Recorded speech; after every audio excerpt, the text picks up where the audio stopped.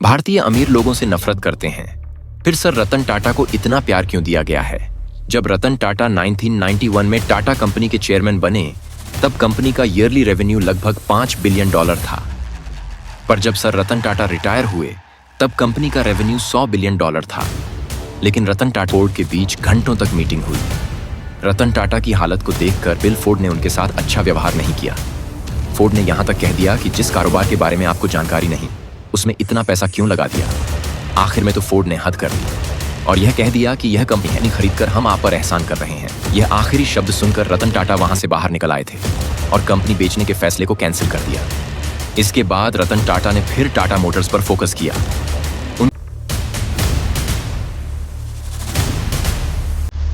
भारतीय अमीर लोगों से नफरत करते हैं, फिर सर रतन टाटा को इतना प्यार क्यों दिया गया है?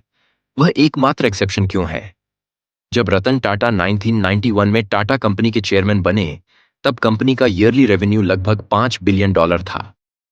पर जब सर रतन टाटा रिटायर हुए, तब कंपनी का रेवेन्यू $100 बिलियन था। लेकिन रतन टाटा के पास बिजनेस के अलावा और भी बहुत कुछ है।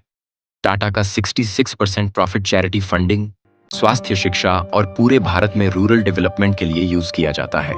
यदि उनकी चैरिटी की लिस्ट बनाए तो यह एक कभी न खत्म होने वाली कहानी है।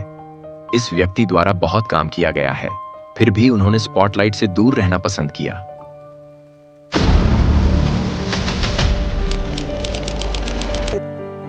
आइए 3D एनिमेशन की मदद से इनकी पूरी कहानी को देखते हैं। आज से 150 साल पहले एक छोटे से कॉटन ट्रेडर ने भारत को बदलने का सपना देखा, इस बात से बिल्कुल अनजान कि एक दिन उनका यही सपना एक ऐसे बिजनेस एम्पायर को जन्म देगा जो न केवल भारत को बदलेगा बल्कि करोड़ों भारतीयों के दिल को भी जीत लेगा।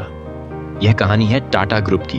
ईयर 1839 जमशेदजी टाटा का जन्म होता है, जिन्होंने टाटा कंपनी का फाउंडेशन डाला था, और रतन टाटा उनके ग्रेट ग्रैंडसन थे। सर रतन टाटा का पूरा नाम रतन नवल टाटा है। इनका जन्म 28 दिसंबर 1937 को बॉम्बे में हुआ था। पिता का नाम नवल टाटा था और मां का नाम सोनी टाटा था। बताया जाता है कि उनके माता पिता के बीच तलाक हो गया था, इसलिए उनका पालन पोषण उनकी दादी नवाजबाई टाटा ने किया था। रतन टाटा को उन्होंने गोद ले लिया था। इस तरह अडॉप्टेड पुत्र के तौर पर उनकी परवरिश हुई थी। रतन टाटा ने शुरुआती पढ़ाई मुंबई के कैथेड्रल और जॉन कॉनन स्कूल में की थी। इसके अलावा अमेरिका की कॉर्नेल यूनिवर्सिटी से आर्किटेक्चरल इंजीनियरिंग की पढ़ाई साल 1966 में की थी। आखिर में हार्वर्ड यूनिवर्सिटी से 1975 में एडवांस मैनेजमेंट प्रोग्राम किया। इसके बाद ही टाटा ग्रुप हमेशा आगे बढ़ता गया।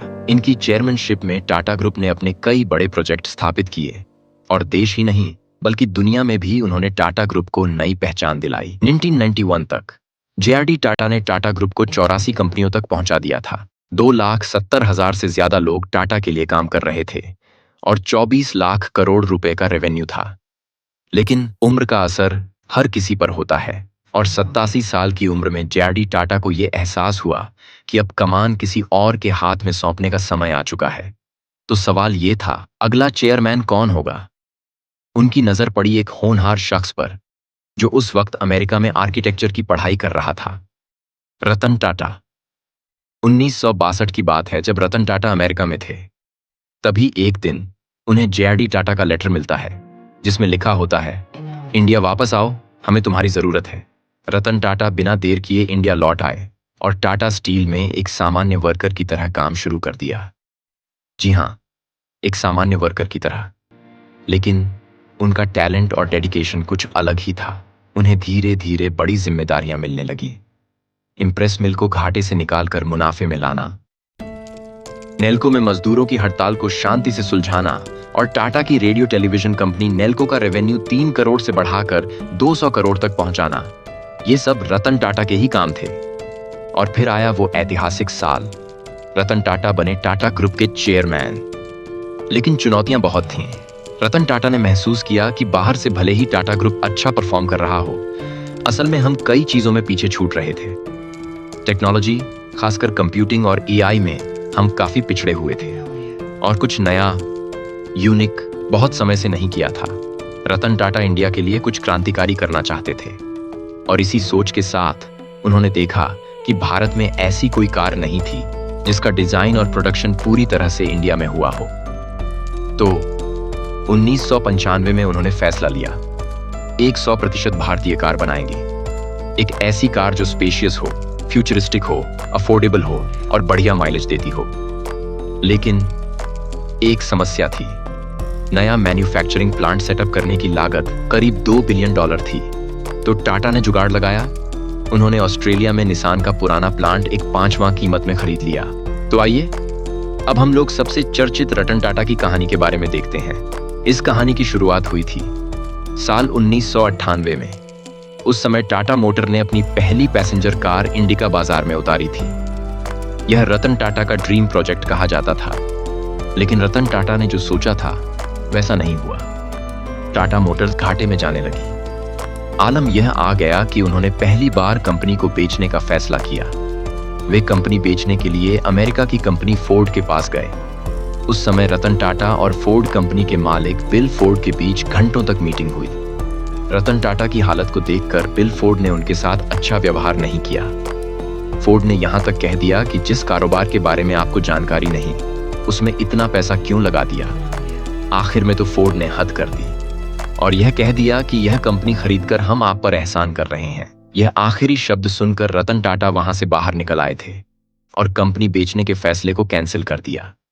उन्होंने डील भी खत्म कर दी। उन्होंने एक रिसर्च टीम तैयार की। इसका काम था मार्केट में क्या चल रहा है और लोग क्या चाहते हैं, वह पता लगाना। फिर से उन्होंने टाटा इंडिका कार लॉन्च की और इसने सफलता की नई बुलंदियों को छू लिया। और फिर रतन टाटा लगातार आगे बढ़ते रहे और वहीं फोर्ड कंपनी का पतन शुरू हो गया। साल 2008 तक आते आते फोर्ड कंपनी दिवालिया होने की कगार पर पहुंच गई। फोर्ड कंपनी की हालत दिन प्रतिदिन बिगड़ती जा रही थी।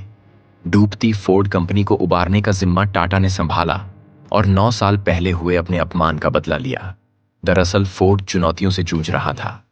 उसे उबारने के लिए उसके लोकप्रिय ब्रांड जगवार और लैंड रोवर को खरीदने का ऑफर टाटा साहब को मिला। लेकिन टाटा साहब ने इस बार अमेरिका जाने का फैसला नहीं किया, बल्कि फोर्ड कंपनी के उस चेयरमैन को, जिसने मजाक उड़ाया था कि तुम इंडियंस बिना जाने धंधा शुरू करे थे, उसे इंडिया बुलाया और फिर यहां पर डील की बात हुई। मुंबई में रतन टाटा के ऑफर को स्वीकार करते हुए फोर्ड चेयरमैन बिल फोर्ड ने वही बातें अपने लिए कही जो कभी रतन टाटा साहब का अपमान करते हुए कही थी। उस दौरान रतन टाटा को धन्यवाद करते हुए कहा, आप जगवार और लैंड रोवर सीरीज को खरीदकर हम पर बड़ा एहसान कर रहे हैं। दैट वाज रतन टाटा कहते हैं ना कि मेहनत इतनी खामोशी से करो कि सफलता शोर मचा दे। कार बनाने के बाद रतन टाटा का अगला कदम था टेक्नोलॉजी। उन्होंने देखा कि टीसीएस सिर्फ एडमिनिस्ट्रेटिव सर्विसेज जैसे डाटा एंट्री और बुक कीपिंग कर रही थी। ये बहुत ही बेसिक लेवल का काम था। तो रतन टाटा ने टीसीएस का फोकस सॉफ्टवेयर सर्विसेज पर शिफ्ट किया और इसके बाद टीसीएस ने भारत की ही नहीं, दुनिया की सबसे बड़ी कंपनियों के लिए कस्टमाइज्ड सॉफ्टवेयर बनाने शुरू कर दिए। उन्होंने टीसीएस का आईपीओ भी लाया, जिससे कंपनी को एक्सपैंड करने के लिए फंडिंग मिली। और यही वजह है कि आज टीसीएस भारत की सबसे बड़ी आईटी कंपनी है। इसके बाद रतन टाटा ने फिर टाटा मोटर्स पर फोकस किया। उनका सपना था भारतीय मिडिल क्लास के लिए एक सस्ती और सुरक्षित कार लाना।